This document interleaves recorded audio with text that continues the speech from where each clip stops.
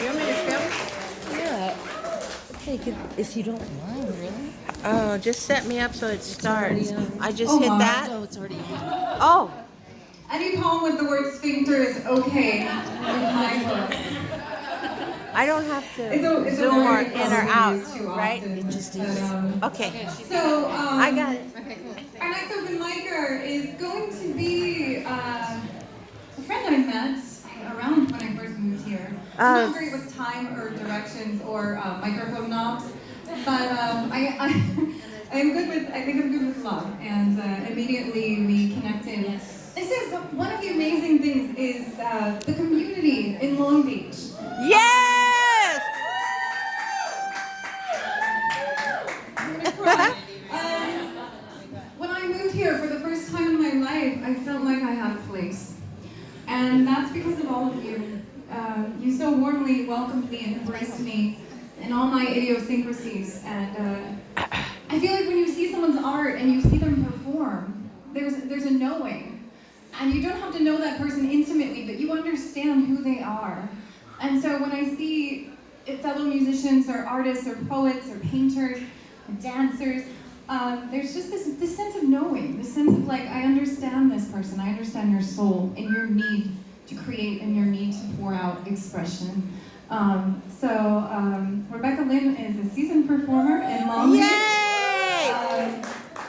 And I'm really honored and excited to present her to you tonight. So please give her a warm welcome. Yay! I'm going to use this as a real.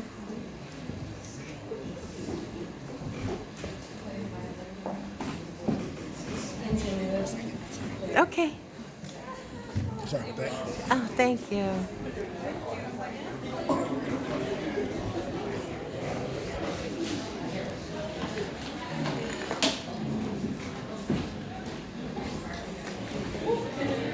Everybody's taller than I am. What a pleasure. I haven't performed in a long time, but if I don't talk and I just play and read these two short poems, then I'll fit the 5-minute frame. I didn't write the song, I didn't write the poems.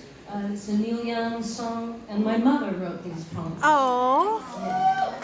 And she had a dark sense and also a light. So that first poem is a bit dark, but it's a sign of the times. And the one after ends with a little bit more light.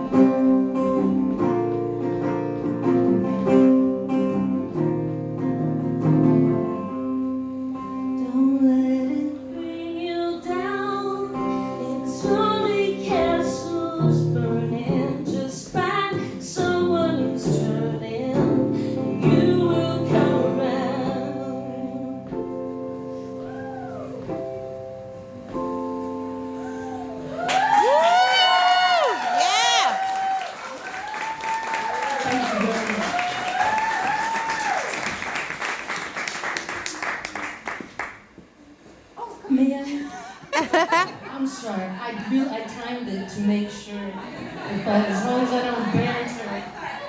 Draft Dodger Mother. Let me repeat that. Draft Dodger Mother. Yeah. Each man's life is precious, a treasure of flesh, bone, organs, the pulsating heart, and mystery soul that man has pondered on since man began. None has the right to take such life, say you at 17. My brother, her son. Okay. Soon plump enough to season the stew pot of our latest holy war. Yet you will go, you swear, if any friends go there, to make it fair. Tender morsel, virgin still, a fine sacrifice you would make to the great god guilt. So I will secret you away to some unmarked mountain spot. We will live on wild berries and honey and water, and from clear primeval streams. We will sleep in peace beneath ancient redwood trees and waken each day to a new sun. Your eyes will never see a child whose mother, moaning, rocks its skinless, smoking body, groaning, groaning. Your ears will never hear a friend who writhes about with guts blown out, screaming, screaming. Your hands will never use a gun to kill some other mother's son, so she, like me, from that day on is spent in grieving, grieving. Fuck war, I added that. Revelation! This is my mother, Catherine E Lynn. Gave up her mortal coil about 10 years ago. All right, that's another story. Revelation. I'm her seventh of 7 kids. She's talking about me. You'll see later. You'll see at the end. Revelation. I stopped believing in God a long time ago. He of the great gray beard and flowing pristine robes, who lives up there amid the clouds and stars like a giant puppet master, controlling everyone with transparent threads, playing games with our lives, choosing at random who'll be born a cripple, who'll die of cancer at 30, who will lose his entire family to fire. He who took my older brother because he needed another perfect little angel to keep him company in heaven. He who was always on our side whenever we go to war, praise the Lord and pass the ammunition, or support another dictator or bulwark against communism, who instructs the righteous people what acts to commit on his behalf, like the Great Crusades, the Spanish Inquisition, the dropping of the bombs, and what we should watch on television. He who tells us it is proper to persecute homosexuals, but it's a sin to swear. The other evening, I attended my youngest daughter's junior college Christmas concert. She sat up there on the stage, second violin, first chair, in her older sister's dress, soft hair flowing all about her shoulders, swaying gently back and forth to the music. And from the hollow of her violin came the sound of hallelujahs, and in her face, I saw the face of God. Oh, yeah.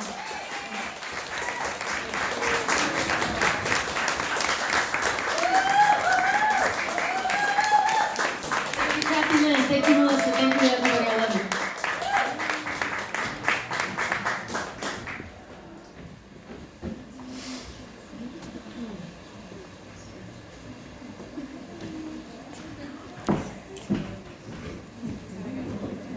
Guys, I want to give another round of applause to Rebecca Lynn. Yay! So much passion.